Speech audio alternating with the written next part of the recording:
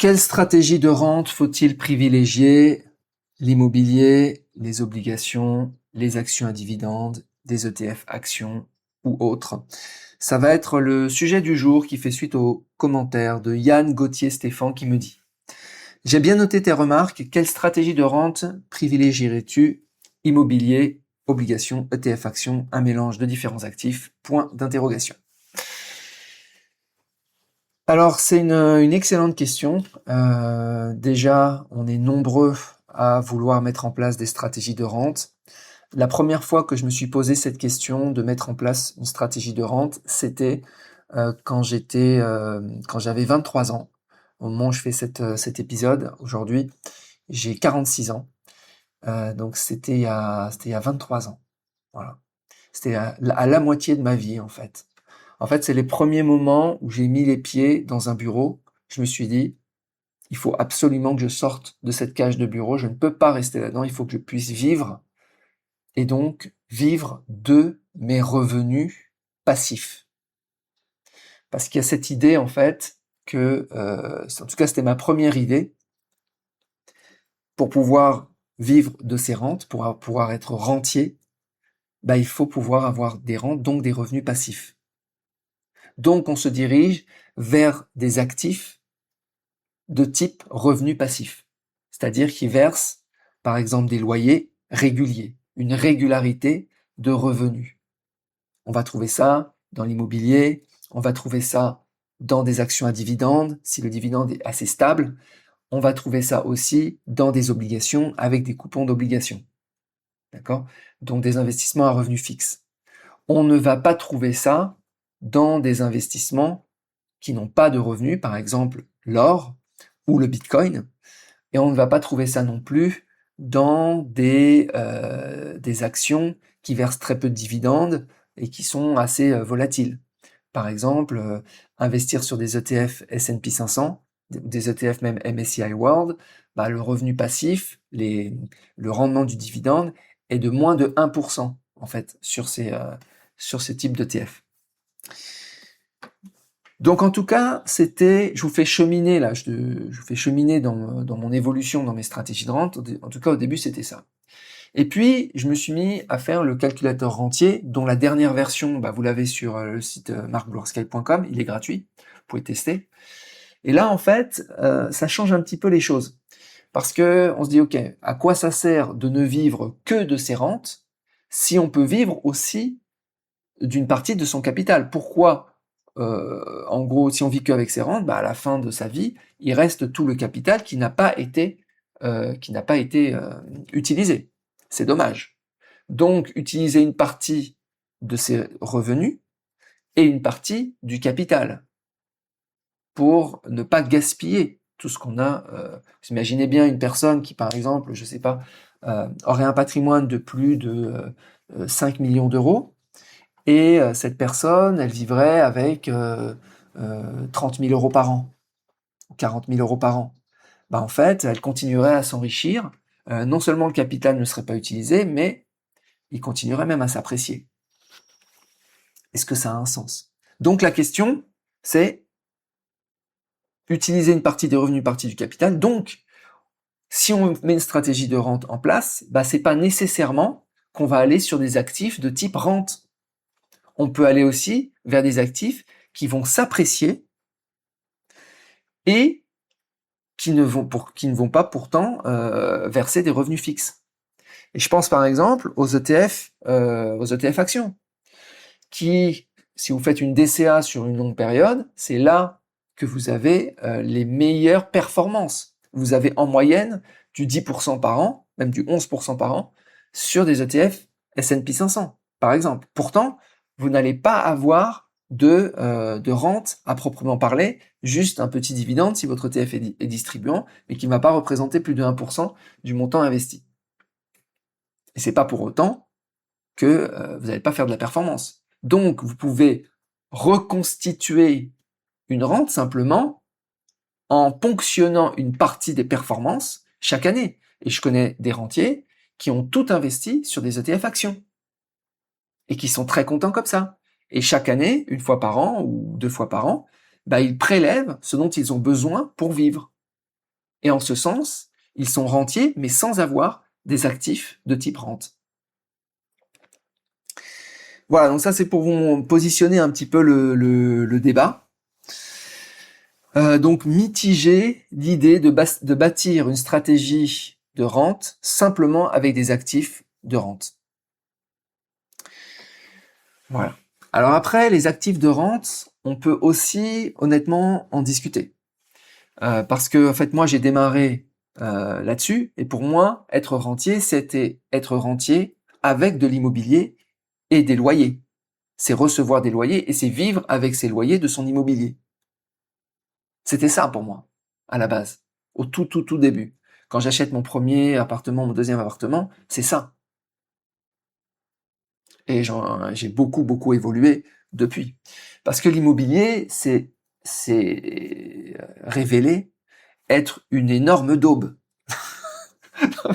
En termes de revenus passifs, c'est le moins passif de tout. Parce que il faut gérer, il y a plein de risques, risque de squat, risque d'impayé, les dégâts des eaux, les machins, les trucs. Et même aujourd'hui, où j'ai délégué la totalité de mes investissements immobiliers, qu'ils soient en France ou en Thaïlande, j'ai délégué à des agences. Néanmoins, si on n'est pas derrière, c'est chaud. Donc c'est vraiment ce qu'il y a de moins passif, et en plus, c'est ce qu'il y a de moins rentable. Parce que le rendement est très faible. Le rendement locatif à Paris, il est de 3% pour mes appartements, mes studios. Le rendement locatif en Thaïlande, il est de 5-6% sur mes appartements. Il est très faible. Et à ceux qui vont me dire, bah oui, mais c'est parce que tu as mal investi. Ce sont les rendements moyens. C'est d'un achat moyen, d'un achat normal. Je ne parle pas de faire des bonnes affaires. Je parle de faire d'investir normalement. Bah, c'est ça. C'est ça qu'on obtient. Ceux qui arrivent à avoir des rendements de 10, 15, 20% dans l'immobilier, ça existe. Mais c'est plus d'investissement. C'est du business. Soit c'est des business de transformation, ils ont acheté un grand appart, ils ont fait de la coloc, un business de coloc, soit c'est de la location court terme. La location court terme, pour moi, c'est pas de l'investissement, c'est du business aussi. Les entrées, sorties, tout le temps, les revues, les Airbnb, les bookings, la gestion, la conciergerie, le machin, c'est du travail. L'investissement, il ne doit pas y avoir de travail. Ni travail, ni implication, rien du tout. Tu mets l'argent et ça tombe tout seul. C'est ça l'investissement. Sinon, on passe dans le travail, on passe dans le business. Et là aussi, j'en suis revenu, parce qu'au début de ma vie, je pensais qu'on pouvait gagner de l'argent avec l'investissement. Déjà, si on arrive à ne pas en perdre, c'est génial. Et souvent, quand on en gagne, ça m'est arrivé d'en gagner, l'immobilier s'est apprécié, le S&P 500 a explosé, etc. C'est souvent de la chance, soyons sérieux. Alors que, parce qu'on n'a pas la maîtrise, on n'a pas le contrôle, on n'a rien. Alors que du côté business, c'est là où on peut faire de l'argent. Parce qu'on a la maîtrise, on a le contrôle. Et on a le travail, on a la force de travail. Bref, je referme cette petite parenthèse. Donc l'immobilier, j'en suis revenu. Ça, c'est l'immobilier physique. L'immobilier papier, j'en suis revenu aussi. Les SCPI, ça rapporte rien. 4-5%. Et en plus, certaines s'écroulent de temps en temps. L'appréciation du capital est nulle. Et en plus, c'est pas liquide. Donc pour moi, c'est terminé. Les SCPI. Qu'est-ce qu'on a d'autre les foncières cotées, c'est tellement sensible au risque de taux, autant prendre des obligations américaines pour les foncières cotées aux États-Unis. Foncières cotées, j'en ai eu aussi en Allemagne, du résidentiel, pourtant des trucs, il y avait des dizaines de milliers de logements.